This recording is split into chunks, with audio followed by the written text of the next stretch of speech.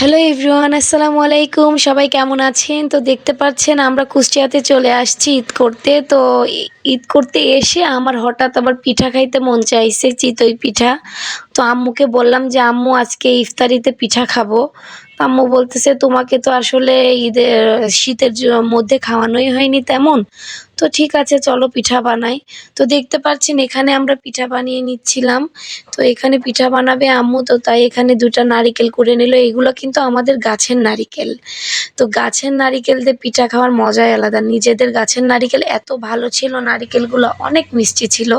তো আম্মু নারিকেল কুড়তে বলতেছে যে আমার হাতে ব্যথা করতেছে, তুমি একটু কুইড়ে দাও। তো আমি একটু কুইড়ে দিলাম। আমি একটু জাস্ট ভাব নিয়ে ২-১টা একটা মালাই মনে করছি। তারপরে আমার ভাইকে বললাম যে তুই একটু কুড়ে দে।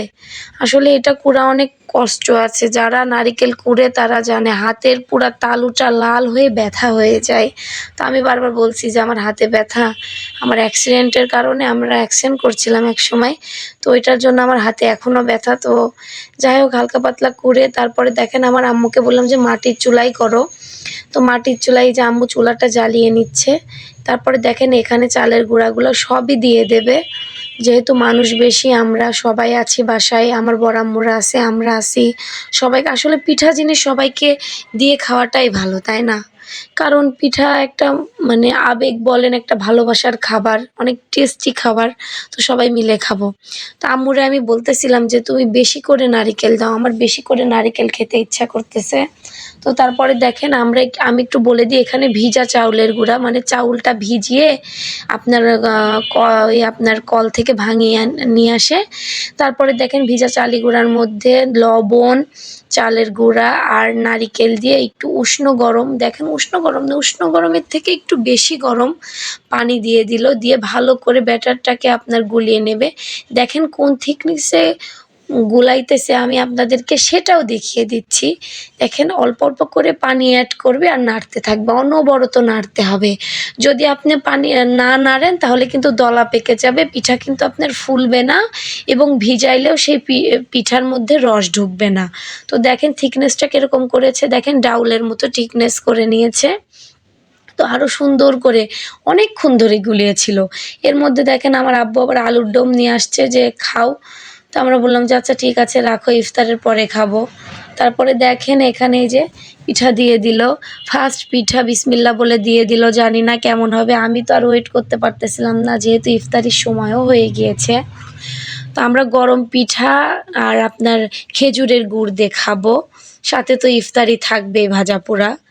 তো দেখেন এখানে ফার্স্ট পিঠা দিয়ে দিল। আমি খুব এক্সাইটেড ছিলাম। সচরাচর ফার্স্ট পিঠা ভালো হয় না, কিন্তু দেখেন মাশাআল্লাহ মাশাআল্লাহ অনেক সুন্দর হয়েছে পিঠাটা। তো পিঠাটা দেখেন আম্মু সুন্দর করে তুলে নিচ্ছে। ১ম পিঠাটাই যে এত ভালো হবে আসলে অবিশ্বাস্য। এর মধ্যে আরেকটা পিঠা হয়েছিল, আমি আবার একটু বাবুকে নিয়ে ব্যস্ত ছিলাম, ওই জন্য শ্যুটটা নিতে পারি নাই। তারপরে দেখেন থার্ড পিঠাটাও দিয়ে দিল। এদিকে আমরা খাওয়া শুরু করে দেব, ইফতারি মানে আজান দিয়ে দিয়েছে যেহেতু। তো দেখেন এখানে পিঠাটা দিয়ে দিচ্ছে। তো আপনারা আসলে কি ধরনের ভিডিও চাচ্ছেন ঈদ উপলক্ষে অবশ্যই আমাকে কিন্তু কমেন্ট সেকশনে জানাবেন। যারা ফেসবুক থেকে দেখছেন তারা ফলো করবেন, আর যারা ইউটিউব থেকে দেখছেন তারা সবাই সাবস্ক্রাইব করে দিবেন। তো দেখেন এখানে পিঠা হয়ে যাচ্ছে। তো আমি বাপ্পি সবাই বলতেছি যে দাও আমারে পিঠা দাও, আমার তো আর সহ্য হচ্ছে না, তর সইতেছে না যেটাকে বলে।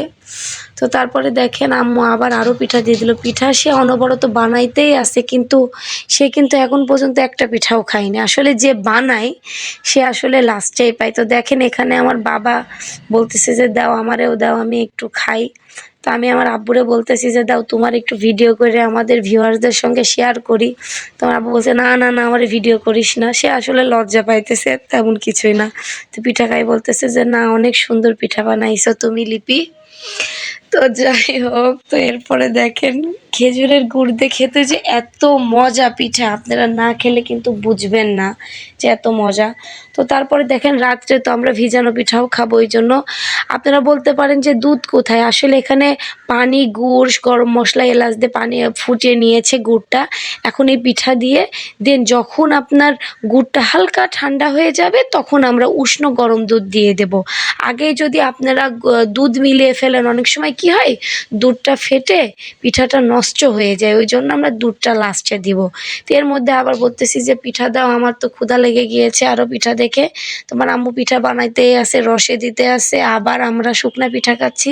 তো এইভাবে অনেক আনন্দ করতেছি, খুবই ভালো লাগতেছে আমার কাছে। তো আসলে গতকালকে জার্নি করে এসে শরীরটা তেমন একটা ভালো না, যেহেতু আমরা বাইকে আসছি। তো দেখেন নাজাত আবার দুষ্টামি করে টুপি পরে ঘুরতেছে, এখানে হালকা হালকা শীত আছে যেহেতু। তো সবাই ভালো থাকবেন, সুস্থ থাকবেন, আল্লাহ হাফেজ, আসসালামু আলাইকুম।